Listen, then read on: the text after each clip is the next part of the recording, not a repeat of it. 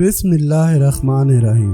अस्सलातु वस्सलाम अलैका या रसूल अल्लाह व आला आलिका व अस्हाबिका या हबीब अल्लाह। अस्सलातु वस्सलाम अलैका या नबी अल्लाह व आला आलिका व अस्हाबिका या नूर अल्लाह।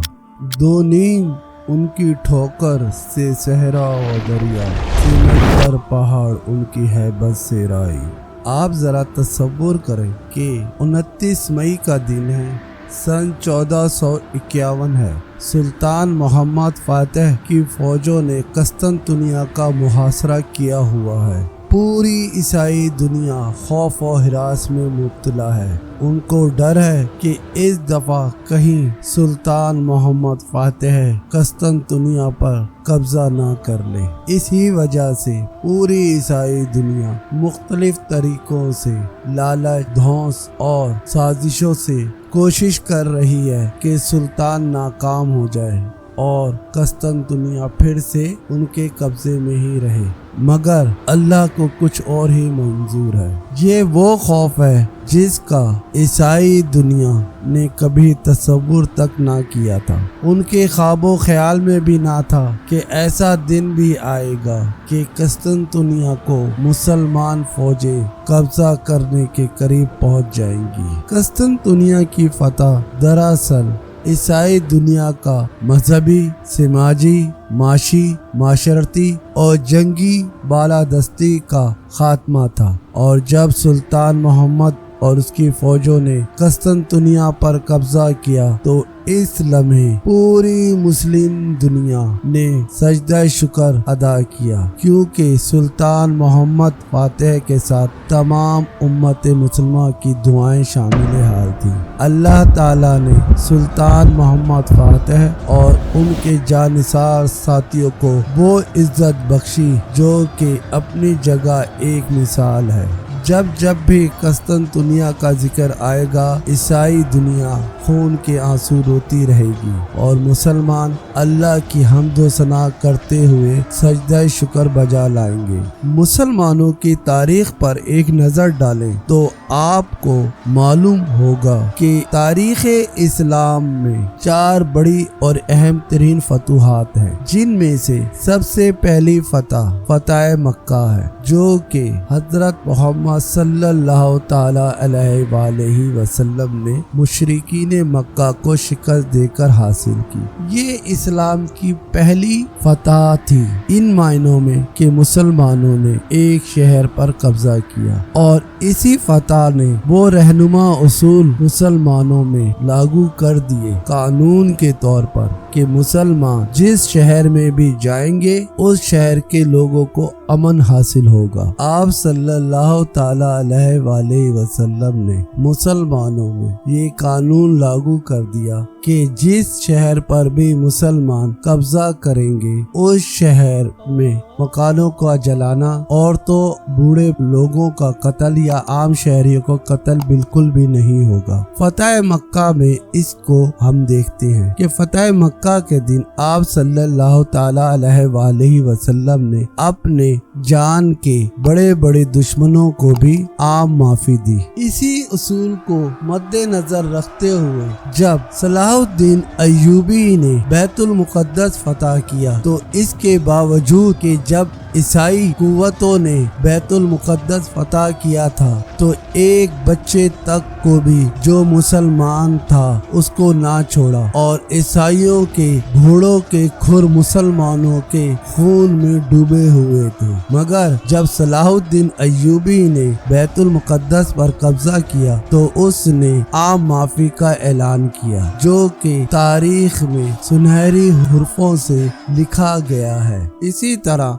जब सुल्तान मोहम्मद फातिह ने कस्तंतुनिया को फतह किया तो उसने भी आम माफी का ऐलान किया और किसी भी शहरी को कत्ल नहीं किया गया, ना ही शहर के अंदर कोई लूट मार की गई। ठीक कस्तंतुनिया की फतह के 570 साल बाद अफगान मुजाहिदीन ने अमेरिका और उसके इत्तेहादियों को अफगानिस्तान में इंतहाई इबरतनाक शिकस्त दी और जब वो काबुल शहर में दाखिल हुए और उन्होंने अफगानिस्तान को फतह किया तो उन्होंने भी عام معافی کا اعلان کیا اور کسی شخص کو بھی انہوں نے قتل نہیں کیا، یہاں تک کہ انہوں نے ان لوگوں کو بھی معاف کر دیا جنہوں نے ہزاروں طالبان کا خون بہایا۔ یہ وہ درخشاں مثالیں ہیں جس کا تصور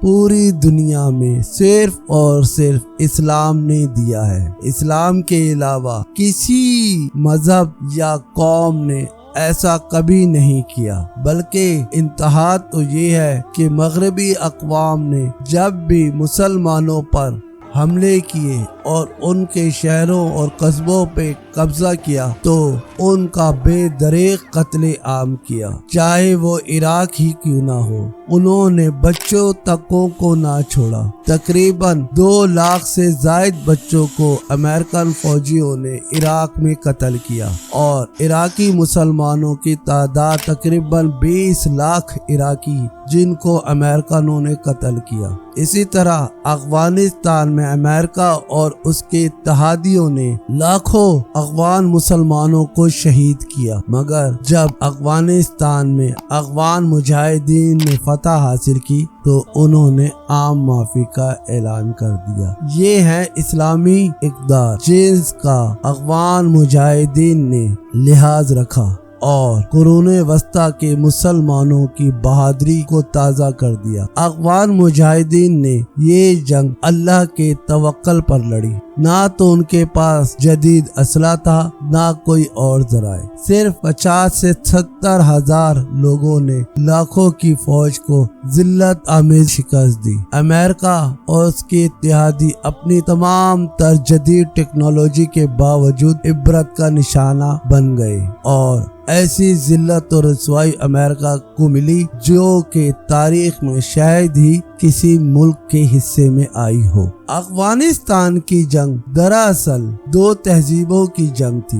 یہ کوئی زمین کی جنگ نہیں تھی، یہ جنگ مسلم تہذیب اور مغربی تہذیب کی جنگ تھی۔ مغربی تہذیب پچھلے 500 سال سے مسلمانوں پر حملہ آور ہے اور انہوں نے لاکھوں مسلمانوں کو شہید کیا۔ اس کا تسلسل افغانستان میں افغان مجاہدین کے ہاتھ ٹوٹا اور آخر کار مغربی تہذیب کو انتہائی ذلت اور رسوائی سے افغانستان میں پسپا ہونا پڑا۔ یہ ایسی فتح ہے کہ جس کا جتنا بھی تذکرہ کیا جائے کم ہے، مگر افسوس صد افسوس ہمارے مسلم مفکرین دانشوروں کو اس بات کا شاید احساس ہی نہیں ہے کہ یہ کتنی عظیم فتح افغان مجاہدین نے حاصل کی ہے۔ ان سے زیادہ تو غیر مسلموں کو اس فتح کی اہمیت کا اندازہ ہے۔ مثال کے طور پر یہاں پر ہم چین کے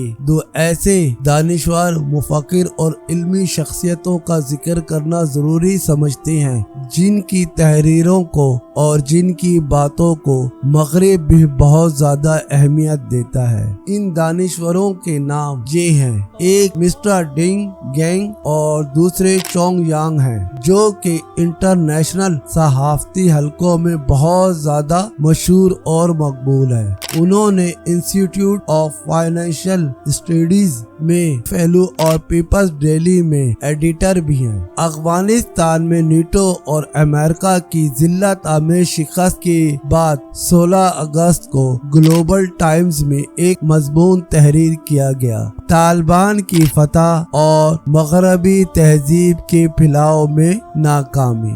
اس نے اپنے تجزیے میں لکھا ہے، یہ جنگ نہ تو معاشی جنگ تھی نہ ہی کوئی ملٹری شکست تھی، دراصل یہ تو 2 نظریات اور عقیدوں کی جنگ تھی۔ اس کے مطابق مغربی دنیا اور اسلام کے درمیان تقریباً 500 سال سے جو جنگ چلی آ رہی ہے اس کا یہ انجام تھا اور امریکہ کی شکست ایک تاریخی ذلت آمیز شکست بن چکی ہے۔ یہ علامت اس بات کی ہے کہ مغربی تہذیب اپنے اختتام پر پہنچ گئی ہے۔ یہ آرٹیکلز بہت تفصیل سے ہے، ہمارے جس ویورز کو اس کے بارے میں جاننا ہے وہ آرٹیکلز کو پڑھ سکتے ہیں۔ یہاں پر ہی ہماری اس ویڈیو کا اختتام ہوتا ہے۔ امید ہے آپ کو ہماری یہ ویڈیو پسند آئے گی۔ اللہ آپ کا اور ہم سب کا حامی و ناصر ہو۔ اللہ نگہبان۔